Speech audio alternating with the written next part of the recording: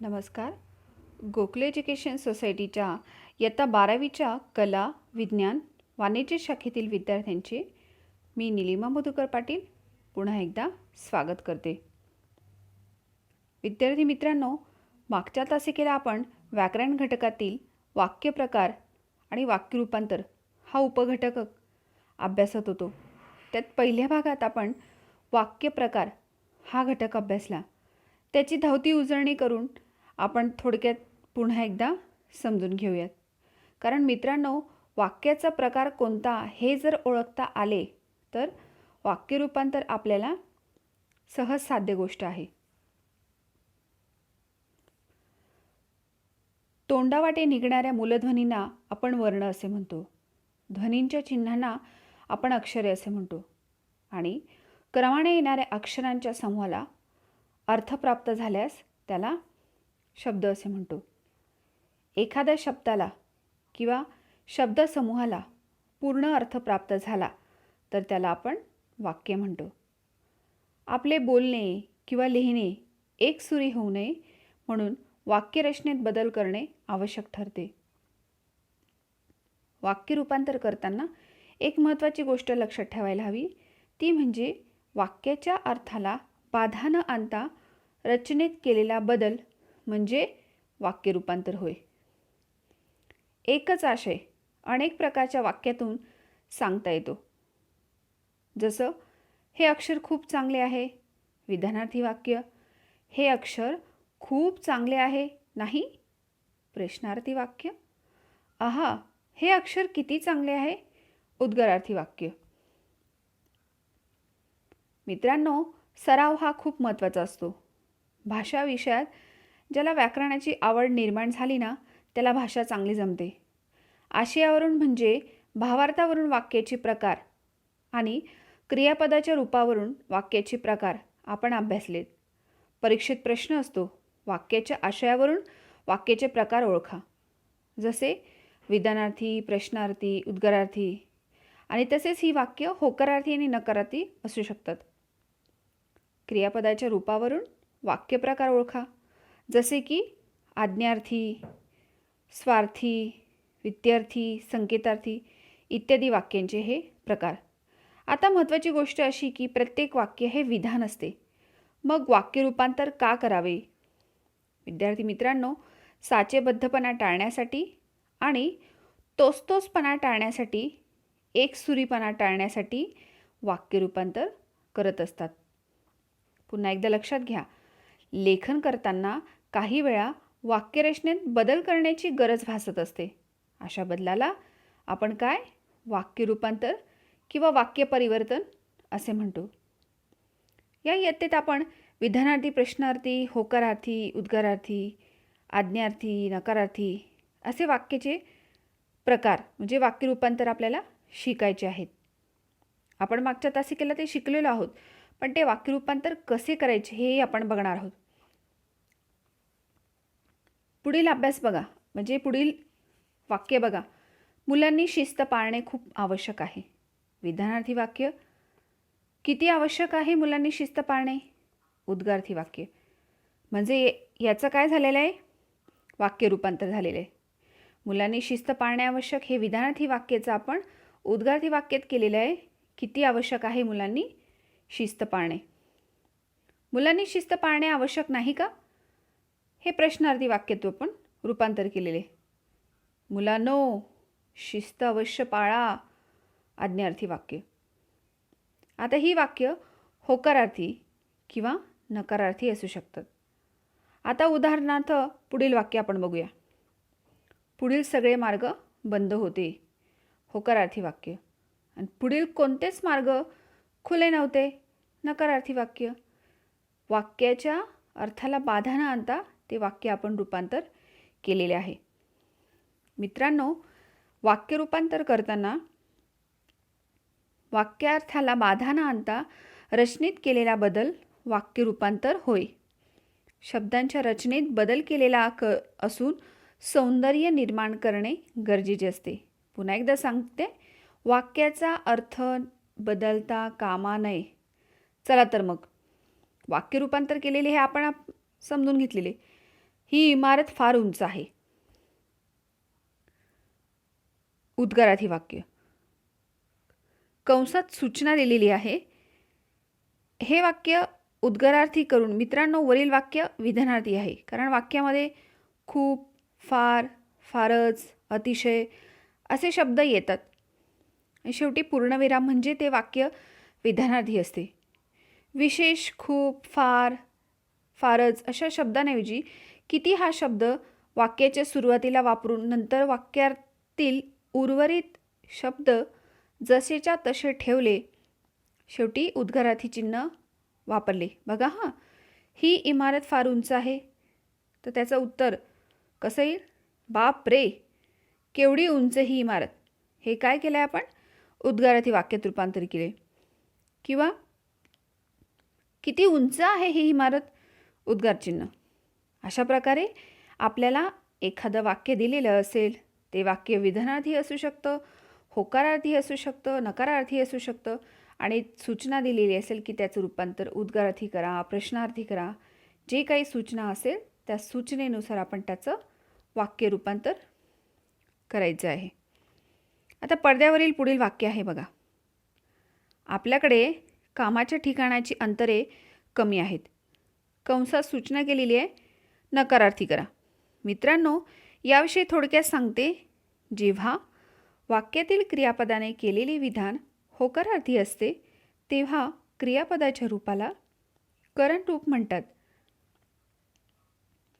म्हणजे होकारार्थी वाक्य होय, होकारार्थी वाक्याचे नकारार्थी करायचे झाल्यास वाक्यातील क्रियापदाने केलेले विधान नकारार्थी म्हणजे अकरण रूप करावे लागते. अशा वाक्याचे क्रियावाचक रूप नाही, नको, नये, न अशा नकारदर्शक शब्दांचा वापर केलेला असतो. वरील वाक्य आणि त्याचे नकारार्थी वाक्यात रूपांतर बघा.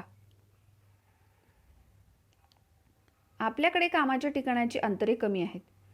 आपल्याकडे कामाच्या ठिकाणाची अंतरे जास्त नाहीत. बघा ना, जास्त नाहीत म्हणजे कमी आहेत असाच अर्थ निघतो. आपण पडद्यावरील तिसरे उदाहरण बघण्यापूर्वी आपण होकारार्थी वाक्याचे नकारार्थी वाक्यात कसे रूपांतर करतात, अकरण रूप कसे वापरतात, कोणत्या योग्य शब्दाचे विरुद्धार्थी रूप वापरले म्हणजे अर्थ बदलणार नाही आणि योग्य वाक्य रूपांतर होईल ते आपण बघूया. नेहमी खरे बोलावे याचे नकारार्थी बघा कसं होईल. कधीही खोटे बोलू नये, होकारार्थी झालं की नाही. कुणाचेही वाईट करू नये, त्याचं काय होईल? सगळ्यांचे भले करावे. हे आता पडद्यावरील तिसरे वाक्य आपण बघूया. आजच्या जीवनात विलक्षण वेगवानता आढळते. लक्षात आले असेल, विधानार्थी वाक्य आहे आणि कंसात सूचना केलेली आहे, उद्गारार्थी वाक्य. आता बघा ना, आपल्याला वाक्याच्या सुरुवातीला किती हा शब्द ठेवून उर्वरित विधानार्थी वाक्यातलेच शब्दांची रचना बदलून उद्गारार्थी वाक्य करता येते.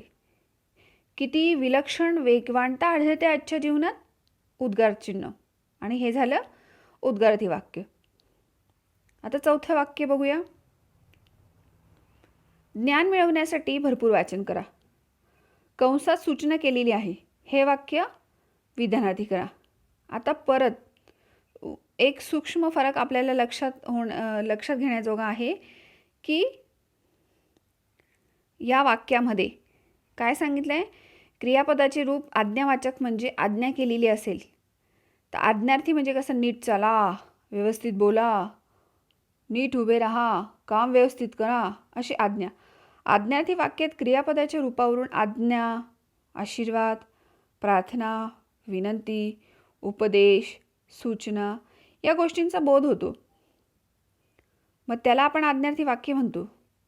आज्ञावाचक आज्ञार्थी वाक्यात क्रियापदाचे आज्ञावाचक रूप असते.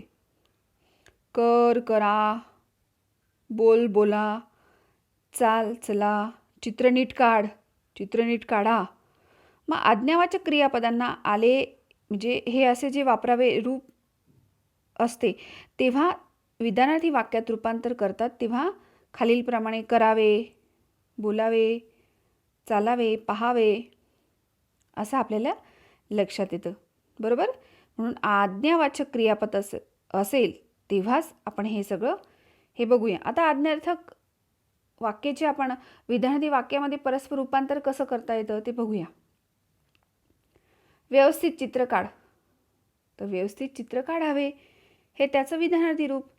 मुलांनो रांगेत चला, तर मुलांनो रांगेत चालावे हे त्याचं विधानार्थी रूप. प्रवासात भरभरून बोल हे आज्ञार्थी आहे, तर आपण त्याचं विधानार्थी कसं करू? प्रवासात भरभरून बोलावे. आणि मग आता बघा, ज्ञान मिळवण्यासाठी भरपूर वाचन करा. हे आज्ञार्थी वाक्याचं विधानार्थी रूपांतर कसं केलेलं आहे आपण? ज्ञान मिळवण्यासाठी भरपूर वाचन करावे. किती सूक्ष्म फरक आहे की नाही? बघा आता आता हे वाक्य आपण ओळखणे सोपं आहे आणि त्याहीपेक्षा वाक्य रूपांतर करणे हे सुद्धा मजेशीर आहे. अजून सरावासाठी पाठ्यपुस्तकातील पान क्रमांक 114 आणि 115 नमूद करून घ्या. पाठ्यपुस्तकातील 114 आणि 115 याच्यावर अनेक उदाहरणं दिले, ते आपण अभ्यासाचे. कोणत्या वाक्याचे रूपांतर दुसऱ्या वाक्यात करताना सोप्या आणि मार्मिक बाबी मी माझ्या प्रयत्नांनी तुम्हाला समजून सांगण्याचा प्रयत्न केलेला आहे. पडद्यावरील 5वे वाक्य वाचा बघा. जगात सर्व सुखी असा कोणी नाही. ह्या नकारार्थी वाक्याचा आपल्याला काय करायचे? प्रश्नार्थी वाक्य करायचे. कंसात सूचना दिली, प्रश्नार्थी वाक्य करा. तर आज त्याचं उत्तर काय असेल? जगात सर्व सुखी असा कोण आहे? बघा किती मजेशीर. म्हणजे हे नकारार्थी वाक्य आहे आणि त्याचं आपल्याला काय करायचं आहे? प्रश्नार्थी करायचे. असा प्रश्न विचारल्यावर आपल्याला हे उत्तर मिळालेले आहे, म्हणजे वाक्य रूपांतर करता आले. आतापर्यंत आपण विधानार्थी, आज्ञार्थी, उद्गारार्थी, प्रश्नार्थी, होकारार्थी आणि नकारार्थी हे वाक्य पण ओळखले आणि त्यांचं रूपांतर पण केलेलं आहे. आता मी तुम्हाला सांगितले त्यानुसार आपण हे सगळे वाक्य नीट समजून घेतली आहेत, बघितली आहेत, अभ्यासलीसुद्धा आहेत. बरोबर. आता बघा पुढचं वाक्य.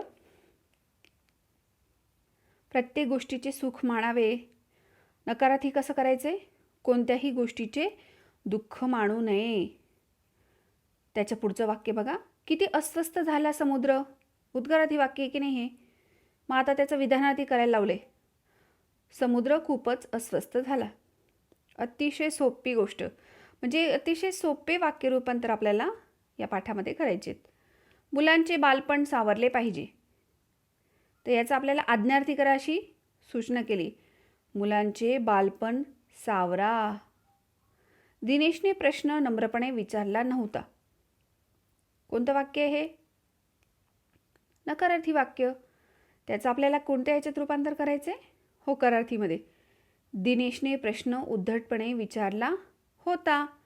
म्हणजे ही वाक्य ओळखणे तर सोपे आहेच, पण त्याचबरोबर मी मगाशी सांगितलं तुम्हाला वाक्य रूपांतर करणं ही त्याहूनही अतिशय मजेशीर आहे.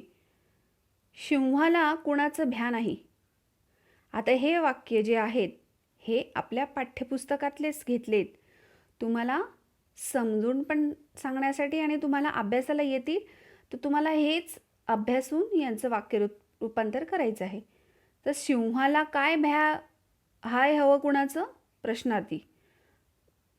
सिंहाला काय भ्या हाय हवंय कुणाचं? अशा पद्धतीने हा प्रश्नार्थी वाक्याचं रूपांतर आपण करायचे. तुझ्या अंगात लई हाडं आहेत. उद्गारार्थी करा. किती हाडं आहेत तुझ्या अंगात? पावसाचे तरंग ओंजळीत घे. पावसाचे तरंग ओंजळीत घेतले पाहिजे. अंगणात दिवे लावावेत. आज्ञार्थी करायला लावले. आता अंगणात दिवे लाव. शुभ्र कमळाची फुले आण. प्रश्नार्थी वाक्य कसं कराल? शुभ्र कमळाची फुले आणशील का? किती सोपे प्रकार आपल्याला अभ्यासायचे आणि वाक्य रूपांतर करायचे. पुन्हा एकदा सांगते आता विद्यार्थ्यांना की ज्या आता हे आपण हे सगळे वाक्य बघितले, वाक्य रूपांतर पण करून घेतले. शेवटी आपल्याला अनेक हे वाक्य प्रकार बघत असताना पुन्हा एकदा तुमचा सराव करून घेते. ज्या वाक्यातून होकार दर्शवला जातो त्यास होकारदर्शक किंवा करणरूपी वाक्य म्हणतात. पुढील सगळे मार्ग बंद होते. प्रत्येक गोष्टीत सुख मानावे. वाफे तर कोरडेच आहेत. दिनेशने प्रश्न नम्रपणे विचारला होता. आज रात्री अंधार होता. हे सगळे कोणते वाक्य आहेत? होकारार्थी वाक्ये. या वाक्यात नकार आणि ज्या वाक्यामध्ये नकार दर्शवलेला असतो त्यास नकारदर्शक वाक्य असे म्हणतात.